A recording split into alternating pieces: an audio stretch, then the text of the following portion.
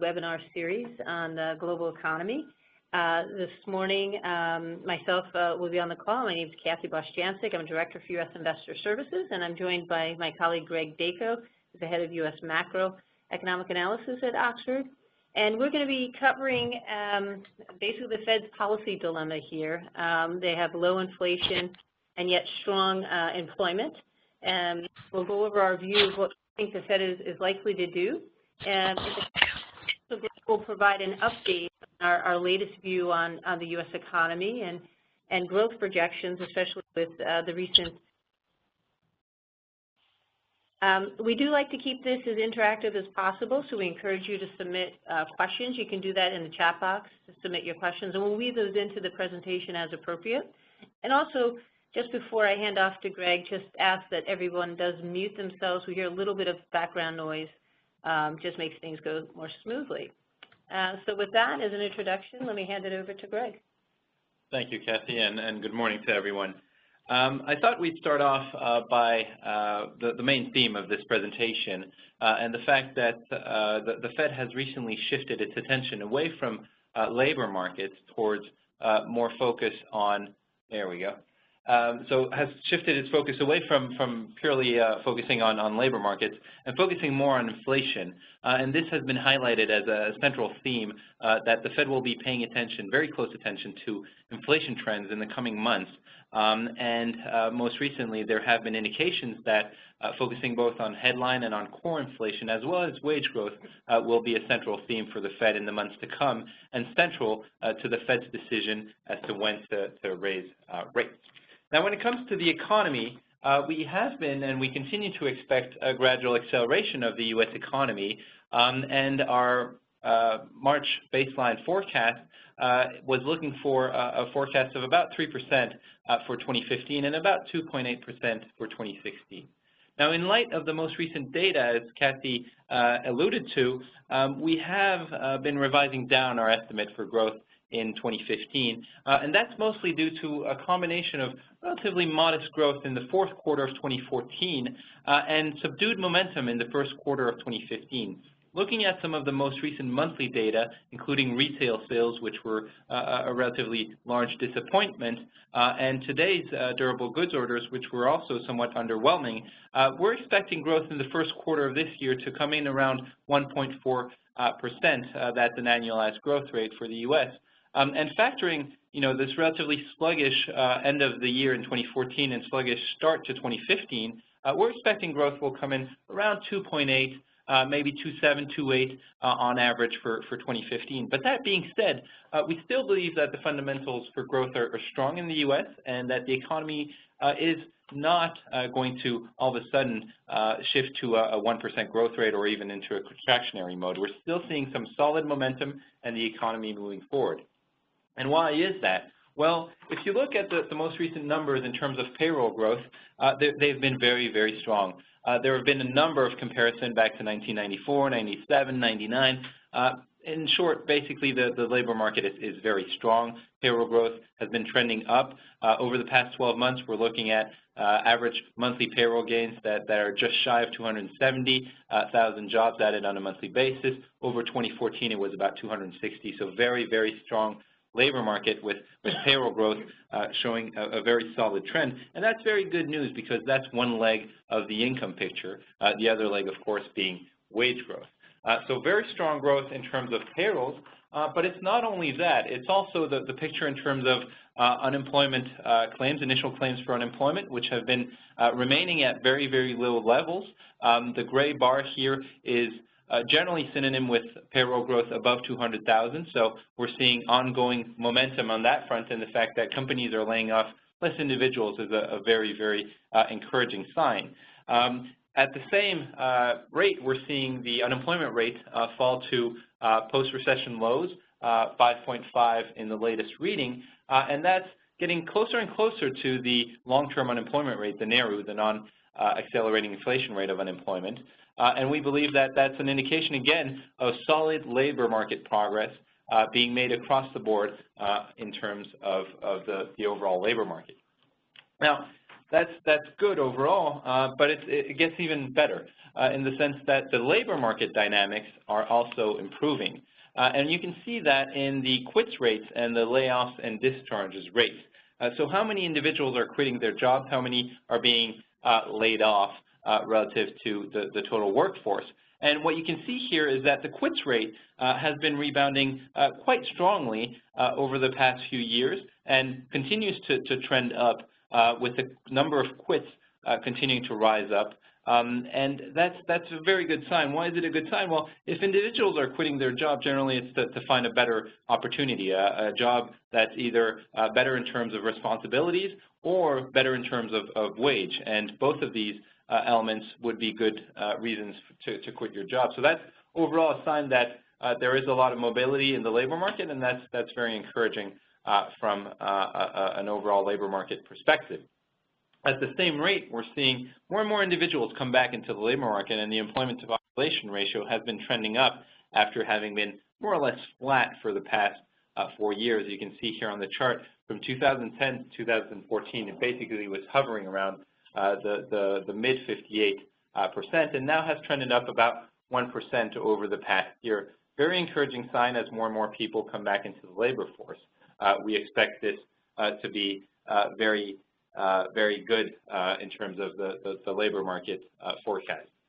You know, Greg, we actually have a question here. I think it's a good opportunity to weave it in. And you're looking at the momentum in payroll growth, the 3-month and the 12-month moving average, and also claims hovering around 300,000, the unemployment rate falling quite sharply. This could be pointing to an overheated labor market. And some are expecting that maybe going forward, actually things slow down a little bit. You know, how would that impact our forecast if we did start to see employment gains moderate? Yeah, I think overall we're not going to see job growth on the payrolls front continue to hover around 300,000.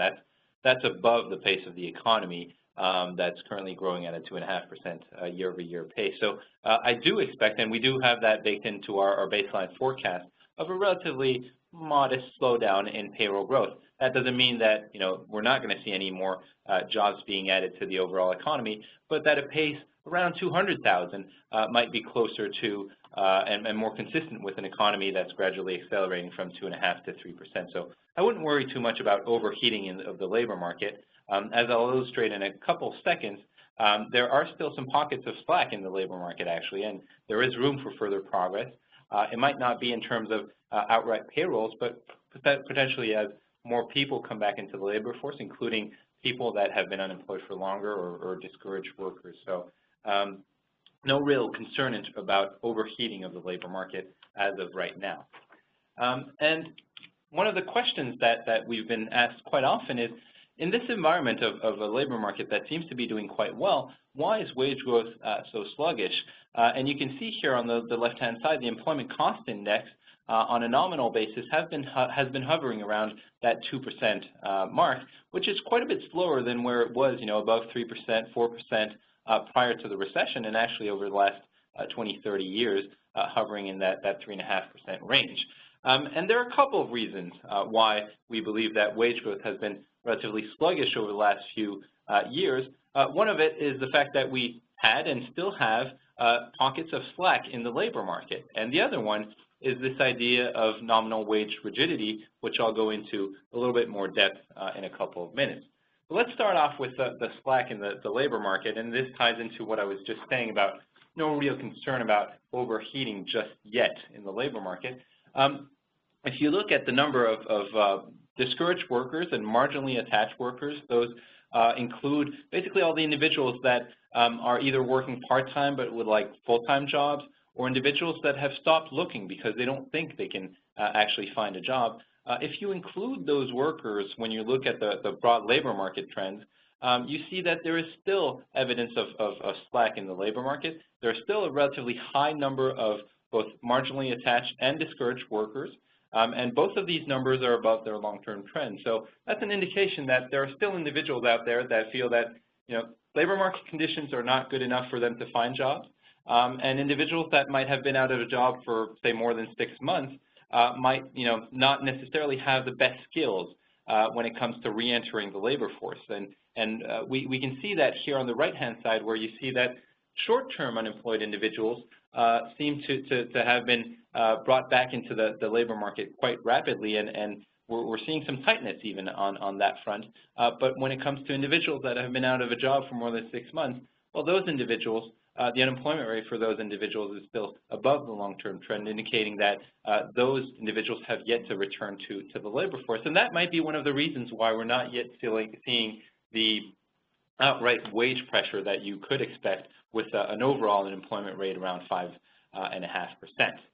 Now, the other reason for relatively sluggish wage growth is the fact that there is this wage rigidity. What is nominal wage rigidity? Well, it's the fact that during a downturn, companies prefer not to cut wages. They prefer to, use layoffs or reduced, shortened weeks or force employees to basically work 4 days out of 5, but not necessarily reduce or cut wages.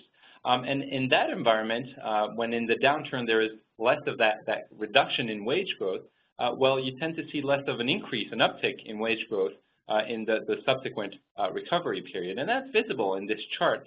We based our research on a recent research paper by the San Francisco Fed, and we looked at the Phillips curve, so basically the relationship between wage growth and the unemployment rate.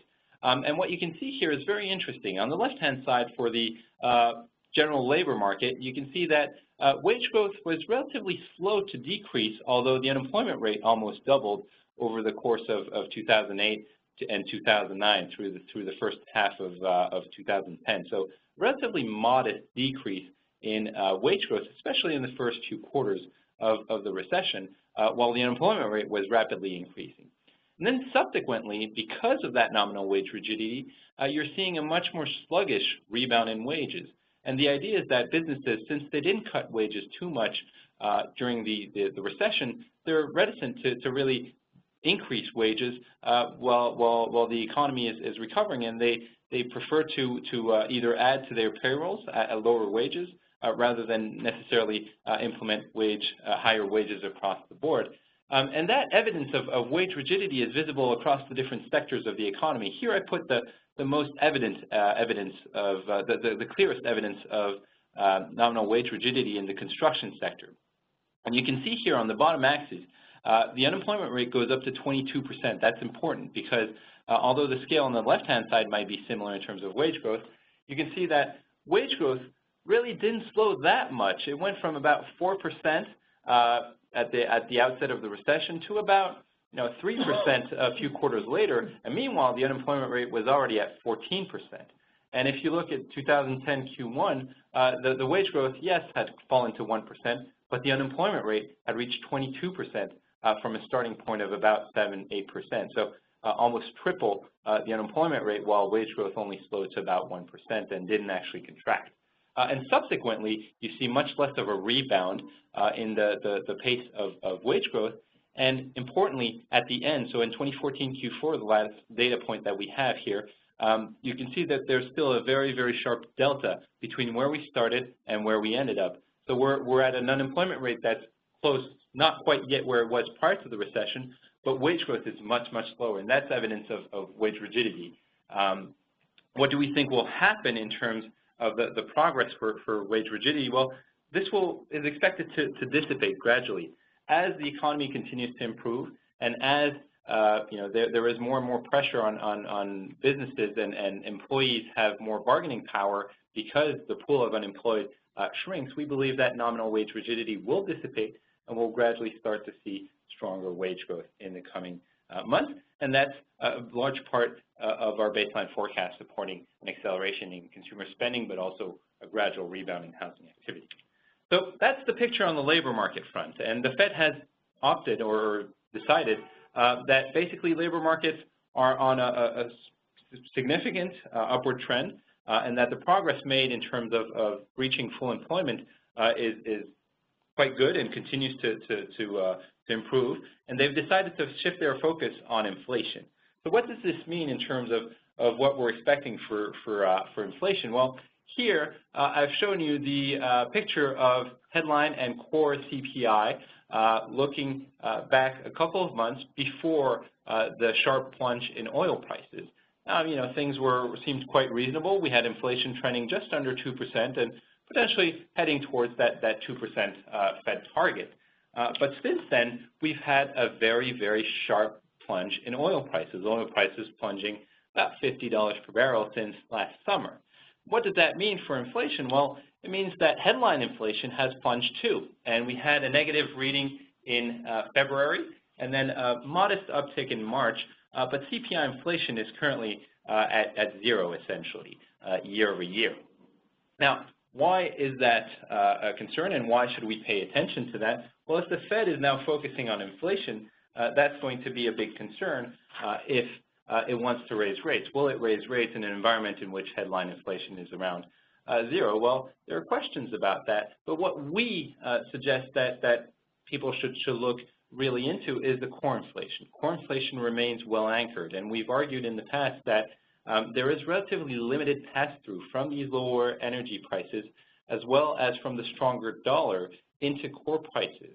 And that's very, very encouraging, because if core inflation is anchored around 1.7, 1.8, depending on which indicator you're looking at, 1.6 for core PCE, well, that's an indication that domestic activity is still quite strong and supporting some ongoing inflationary pressures, and that's a good sign. That's a sign that the economy is actually making solid progress, and that core inflation is not all of a sudden plunging towards zero too. So very encouraging, and a sign that the headline inflation dip is likely to be transitory, and that once oil prices start to gradually creep up and that the dollar stops appreciating as much as it has over the last few months, then we should start to see some upward pressure on headline inflation.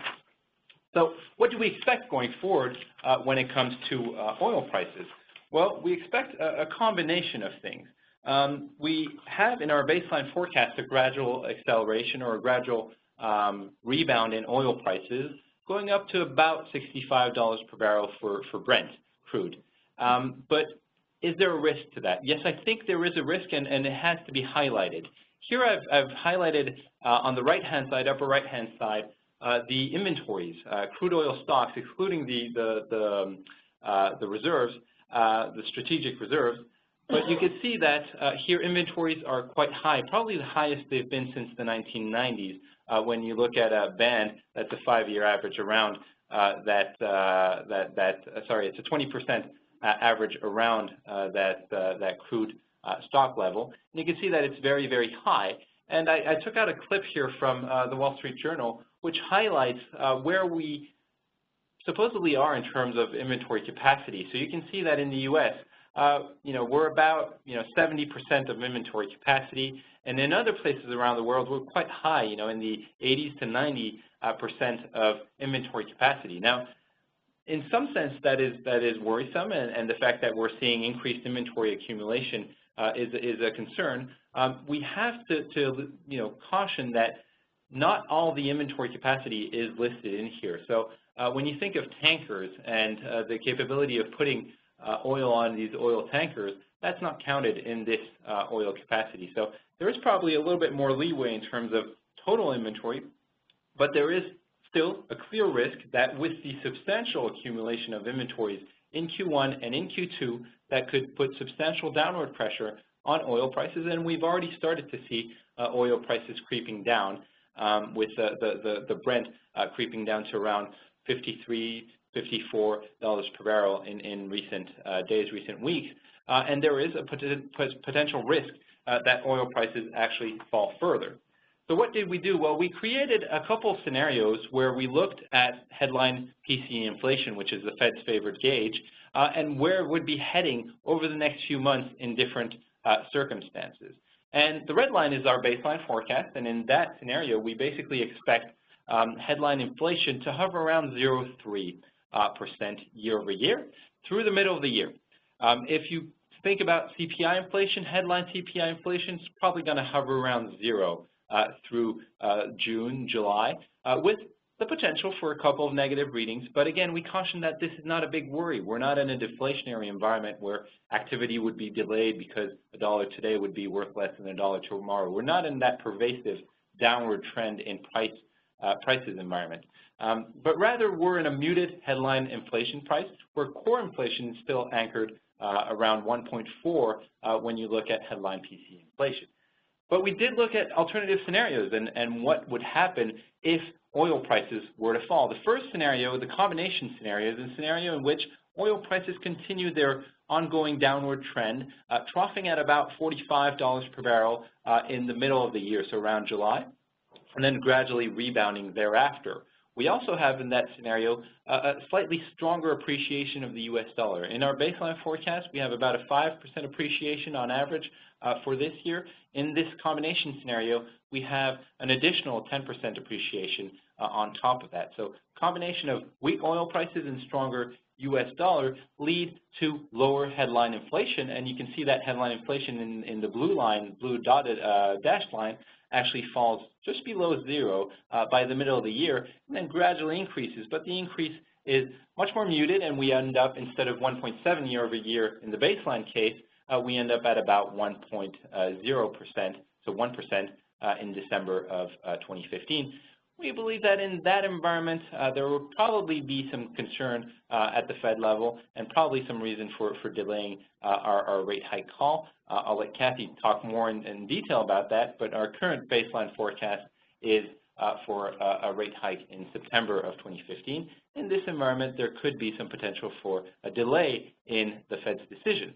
Just quickly now, on the wild card scenario, it's not that much of a wild card, but if oil prices were to plunge over the next 2 months, say $10 further in terms of Brent crude, falling to about the low 50s, so the low 40s, so about let's say $42 per barrel in May, and then stay there for a couple of months, and then gradually rebound, but not breach the 50 or $52 mark by the end of the year. In that environment, we would see much more subdued inflationary trends in the next couple of months.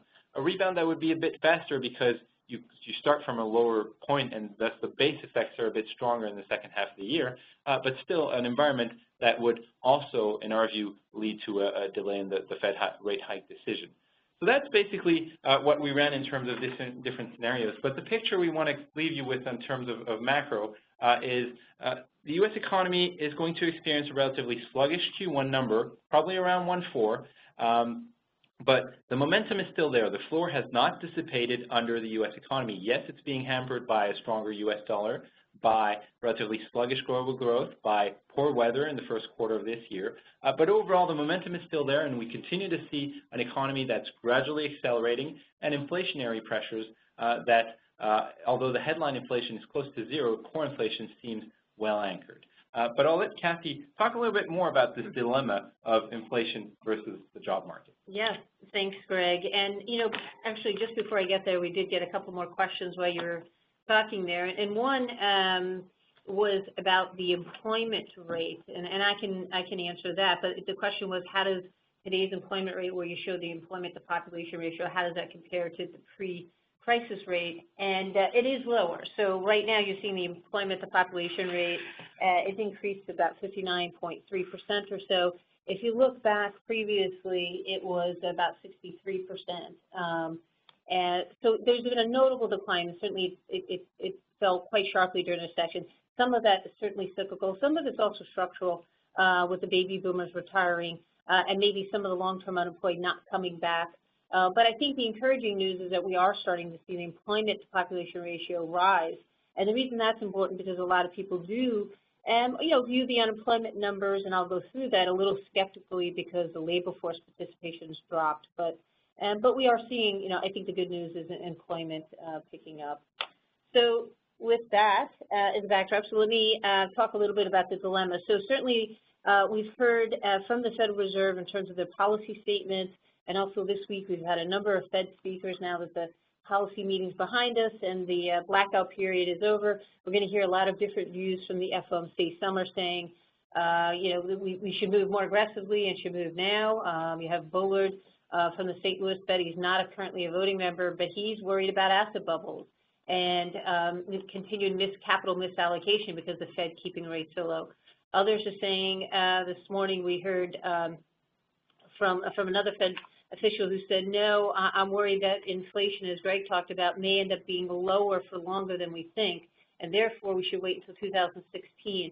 But it generally seems the consensus, particularly if you look at Yellen, Dudley, Fischer, Stan Fischer, who's the vice chair of the Fed, it looks as if they have the opportunity, they will want to move rates higher this year. And if you think about it, you think about those employment numbers that Greg showed, very, very strong numbers. I mean, we had a question, is the labor market overheating? It's not our view of that, but it's not a stretch or crazy to say, well, could that be the case? Because these are really strong numbers, and it's hard to believe in some sense that we're still at the zero bound. Clearly, there's reasons for that, and Greg outlined that, and I'll talk more about it. And we understand that, but at the same time, I think there's a risk on both sides that the Fed moves too quickly. The latest economic data show growth coming in below target, struggling to get 1.5% in Q1, Q4 was a little weaker. On the other hand, if you look at the employment numbers, even if the labor market cools a little bit, there's a risk they get behind the wage curve or, again, have some asset bubbles brewing. So, I think also what's interesting is the language kind of dance that the Fed has been doing. They're trying to get away or moderate this forward guidance that they have. And if you look at the third bullet here, Yellen, in her semi-annual address, redefined patient. And then in the latest statement, they actually took patient out and substituted it with reasonably confident. So, of course, it all leaves us scratching our head saying, okay, what is reasonably confident? And then we heard from Vice Chair Fischer in a CNBC interview. He laid out the 3 requirements that would make him feel reasonably confident. Now, that's not necessarily speaking for the whole FOMC or even Janet Yellen. It gives us some guidance. One, he says headline inflation rate has to be positive. 2, core inflation has to be moving towards 2% because that's their target range over the medium term. And then real wages have to be rising faster than 0. So nominal, we're running around 2. If you think basically inflation's running around 2 or a little higher, a little lower, they've basically been flat for the last couple of years. As Greg said, our base case, we think all 3 requirements are met by September, and I'll come back to that. But I think before going into that, it's important to realize that 2 things. One, that aggregate earnings in the U.S. economy and the personal sector have been increasing, even if growth has been stagnant. First of all, wages are rising. They're just rising more slowly than we'd like. And 2, because you're hiring more people, even if they're at lower wage levels or not the highest paid, you're still adding to aggregate income. So that's the red line. That's in nominal terms. But of course, if you adjust for the fact that oil prices have declined, which lowers the price index, so that means in real terms, wages are much stronger. So you're looking at about 3% year over year on real wage gains. So that's quite impressive. Now, part of the mix, of course, for the Fed and their dilemma extends beyond the domestic conditions of low inflation and strong employment, but also, of course, includes the dollar. And as Greg showed in several simulations, no doubt that the higher dollar hurts exports. It tamps down on inflation, even core inflation. It also hurts earnings, as earnings are repatriated from abroad.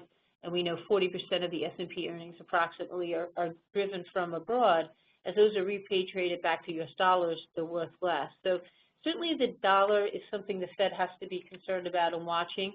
I think one thing about the dollar, I would say before going through some of our model work, the question has to become how much further appreciation do we have? So we have about 5% or so more baked into the year for the dollar. But that means that the bulk of the dollar appreciation is behind us. There will be some lagged impact on the economy, certainly. But generally, the market, you could make the case that the market's priced in Fed tightening. And I'll talk about market expectations. And that the currency market's already priced in the Fed moving, so that we have limited upside potential for the dollar to get stronger. And that is our base case scenario. And one way I look at recent market movements to suggest that may be the case is that when the Fed was a little bit more dovish last week, or some people interpreted it that way, that they ruled out possibly a June liftoff and now pushed it to September or even December, that you saw the dollar weaken and we saw bond yields drop pretty sharply. So that suggests that maybe the currency markets priced it in and actually were even a little too aggressive on Fed tightening in terms of the tightening.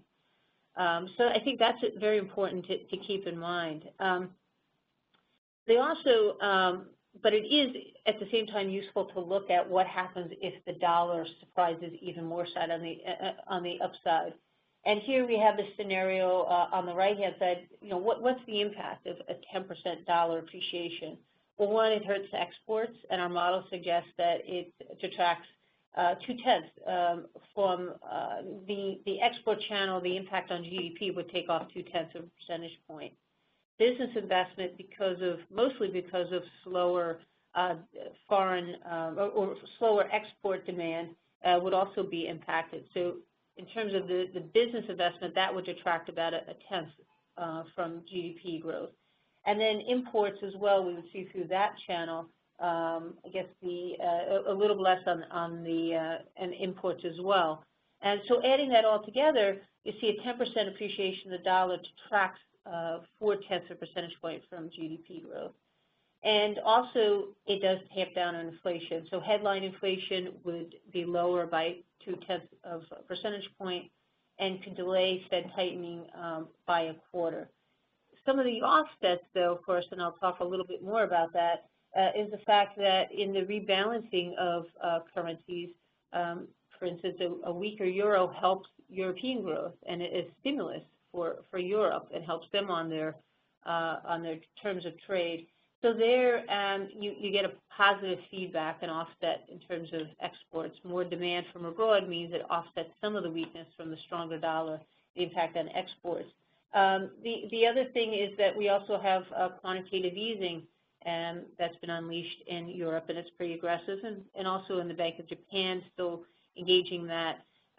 If you look at how low interest rates are globally, and some of them turning negative, 4 central banks actually have a negative interest rate policy right now. That feeds back that interest rates in the U.S. Are lower than they otherwise would be, certainly further out on the curve. And again, I'll talk a little bit more about that.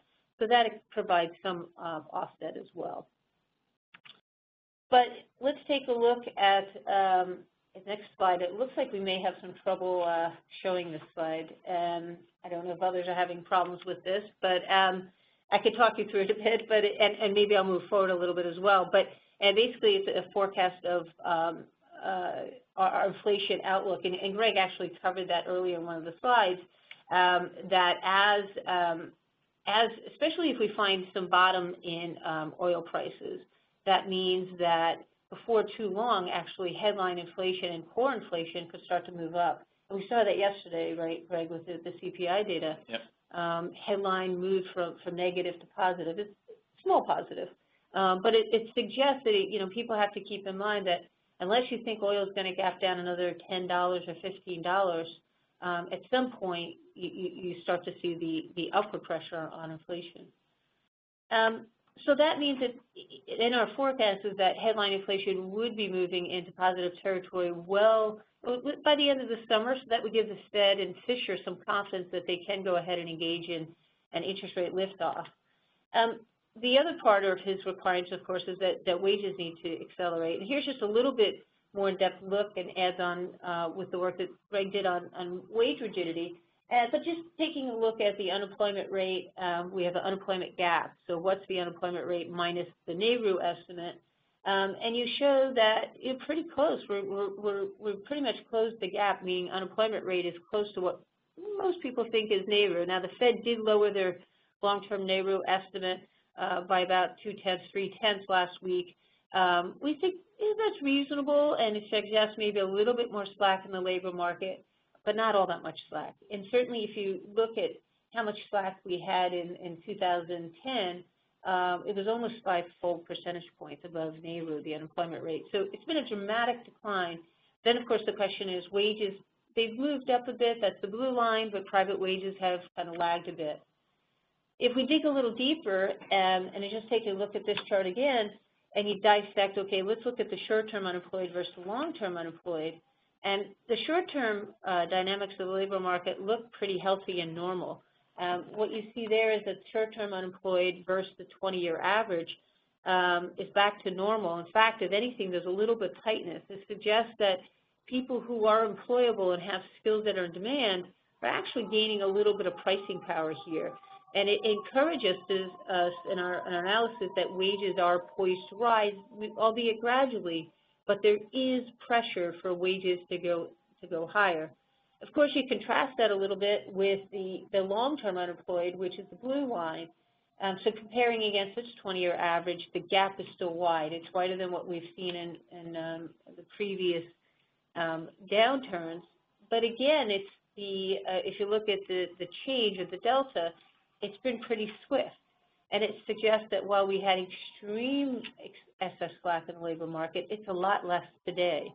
And if there's a question of how many of those long-term unemployed are actually going to come back to the labor force, and a lot of them maybe went out on disability and aren't coming back. Some of them are sort of baby boomers who are on the precipice and are not coming back. Another way to look at this, of course, is to broaden out the unemployment rate and look at the U6, which is the underemployment rate that the Bureau of Labor Statistics releases. And that includes people who are marginally attached, people who are discouraged, stopped looking for work, people who would take a job if they could find one or were given one, but again, haven't really been actively looking in the last few months, and also people who are working part-time but rather work full-time. And there, again, the gap, which is the red line, has closed quite significantly, but it is still quite wide. And that may help also explain why wages have been slow to adjust.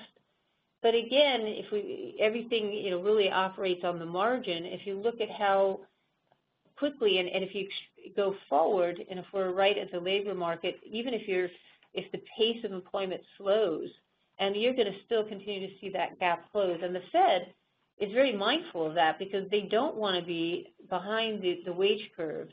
They don't want to be too slow to tightening and recalibrating rates when they start to see some domestic inflation pressures. Again, you start to see wages pick up. The dollar appreciation, if most of it's behind us, if you believe that, and if you think that energy is bound to find a bottom, of course, maybe that's the biggest risk here. But you're going to start to see headline and maybe more importantly, core inflation start to move higher. And some of the forward-looking indicators that we look at for wages, because the unemployment rate, unfortunately, is a lagging indicator. We like to look at the Small Business Survey, the National Federation of Independent Businesses. They produce a survey each month, and one of the survey questions they ask company leaders, are you planning to raise compensation? And we find that that has a pretty decent two-quarter lead on private wage and salary growth. So you'll see with the red line, the answers there, the responses have been more and more positive, and suggesting, again, some future increase in wages. Another leading indicator is wages for young people, and here I actually borrowed a chart from an ex-colleague of mine at the conference board, and here it shows young adults. It's a red line, 21 to 25, so very young people. And you can see that during the recession, wages there actually did decline, and outright we were down, about 1.5%. When they were very, very gradual to recover over the last couple of years, but really since I would say 2013 and certainly in 2014, we've seen a real acceleration in wages for young people. That tends to lead the overall average wages, which is the blue line. It also coming back a little bit to the other part of the economy, also suggests that maybe we're about to see housing activity pick up. What we've seen in housing, the underlying support has been household formation has been very weak. And if you dig into the data, it's really the young people who you by and large would expect to go out and form new households. They've delayed that for, delayed adulthood for several reasons, in part due to college debt, but a lot of it is because employment prospects they didn't think looked bright, or income. If we're starting to see that dynamic change, we could start to see more household formation. Also, a lot of those young people, instead of renting, they start to move into buying homes, as historically has been the case. So this is good news on two fronts. And gasoline drop certainly tamps down on inflation, but we can't forget that it's also a real positive for consumer spending. Now, there is some, I think, lack of clarity on still on how much of the oil windfall and the drop in gasoline prices translates into consumer spending. We're expecting a fair amount. The savings rate has increased a bit lately. But still, even if you get a bit more savings, if the consumer's a little bit more cautious, as time goes on and they get used to lower energy bill and they believe it, that it's going to stick, you're bound to see the marginal propensity to consume out of that quite high. And even if, again, if you get a little bit more savings, the windfall's so great that you're bound to see an increase in consumer spending. Let me shift a little bit more, and then we can take some of the questions. But let me shift a little bit more to what the market's saying in terms of inflation expectations and interest rate expectations. And here, it shows the bond market's expectations for inflation going out 5 years and 10 years. But what I did is overlay the changes in oil prices, West Texas Intermediate. And you could see that, in general, there's a high correlation between these measures, and certainly in the very recent period, if oil prices find a bottom and they start to rise, we start to see inflation expectations rise.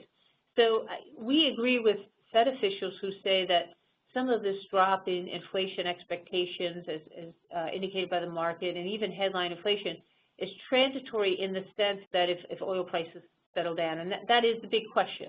If oil prices do take another leg down, I think it spells trouble for the Fed in terms of being able to initiate an interest rate liftoff, maybe even at all this year. We'll have to see.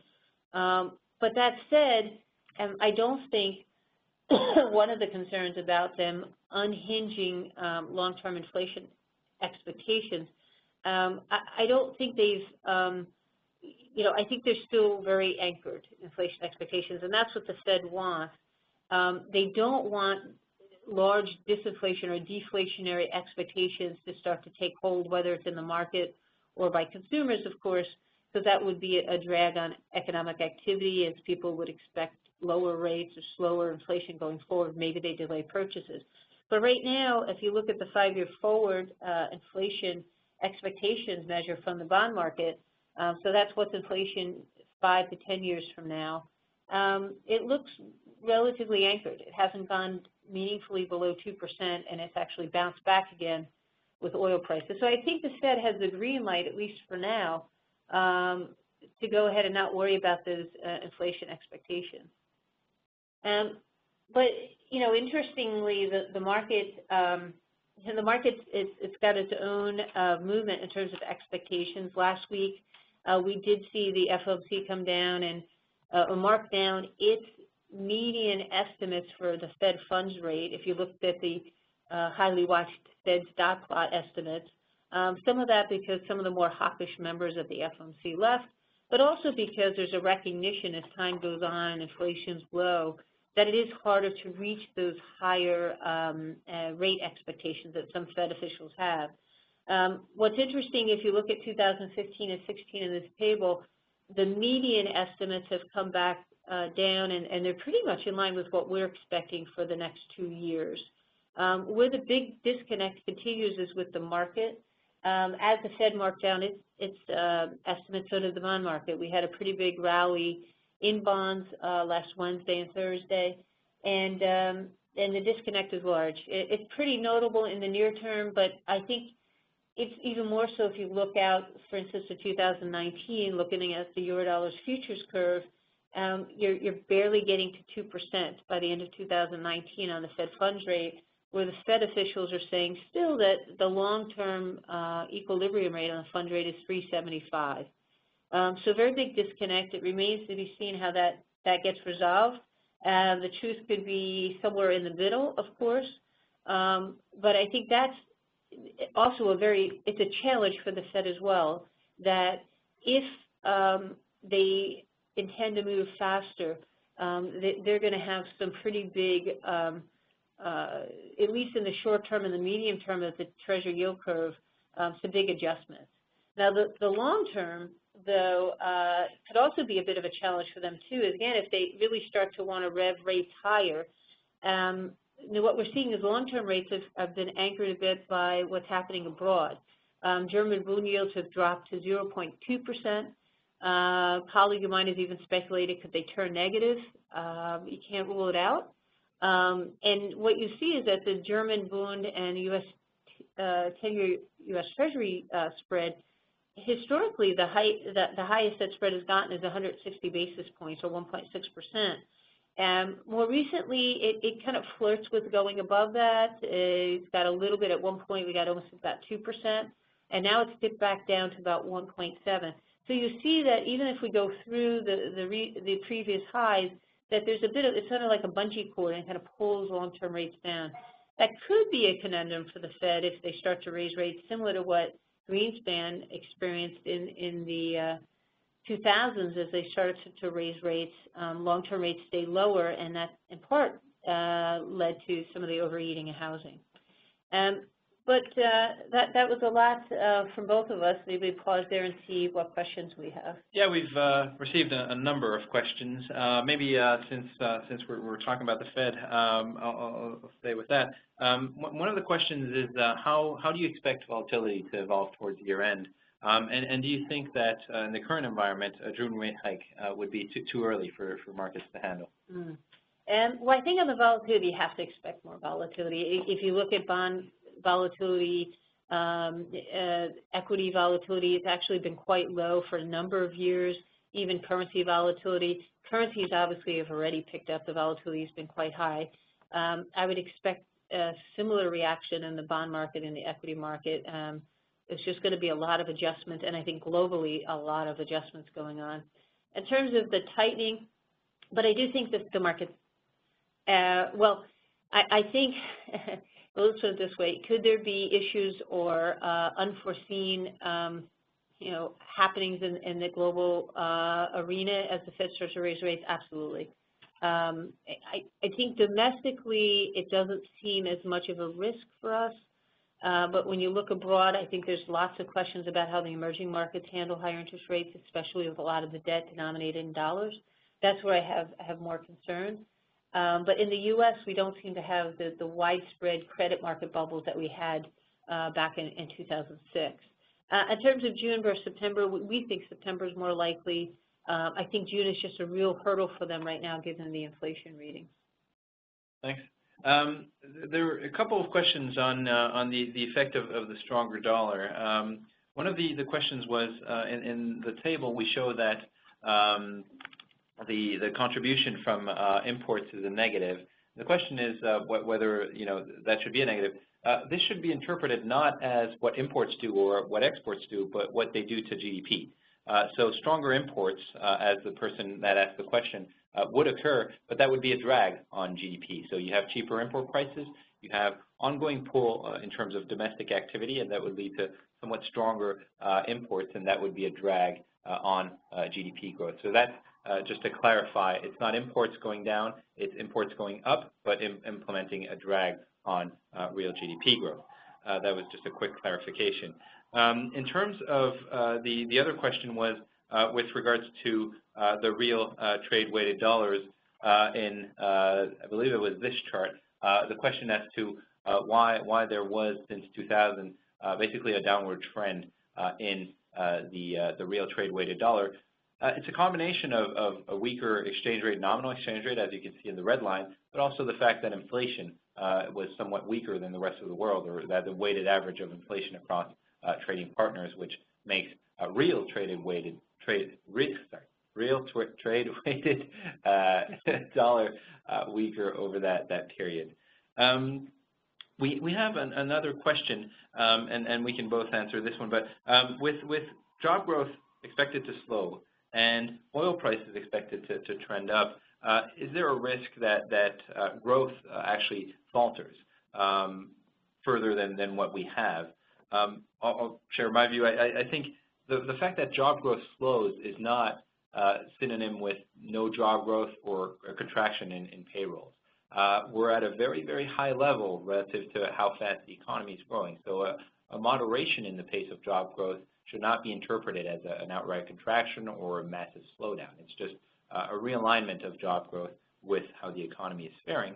And whether oil prices can disrupt the U.S. economy as they bounce back, to some extent they can have a negative impact. If oil prices at the pump, gas prices at the pump are rising, then that can have a negative impact. But you have to keep in mind that we're coming from very high prices. So gasoline prices a year ago were at $3.50 at the pump. Right now they're about $2.40 on average over the country. So, still much, much lower. And overall, that's a net boost for the U.S. economy. So while the upside can have some negative impacts on the U.S. economy, I really don't see that as a major concern for the U.S. economy. Yeah, no, I agree with you on the oil and also on employment. And I think maybe just to add a little bit on the employment side is that we could get a better mix of growth. So right now, if you look on kind of the supply side of the economy, you're getting all of the GDP growth is really coming from employment gains. We're getting no productivity gains.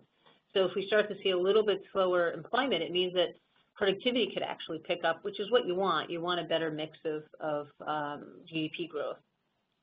Yeah, and then we have a couple more questions. One of the questions is the drop in oil prices driven by fundamentals, supply and demand, or is it mostly driven by policy decisions?